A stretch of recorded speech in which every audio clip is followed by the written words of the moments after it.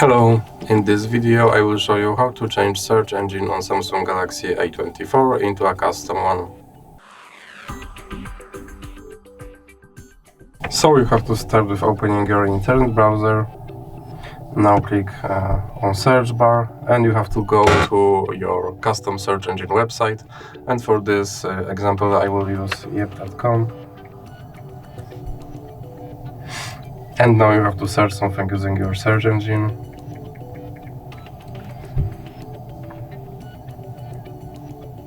And now click here, go to settings, now click on search engine option, and now in recently visited you should have yep.com. You can select that and then click back, and as you can see my search engine is now set to Yep.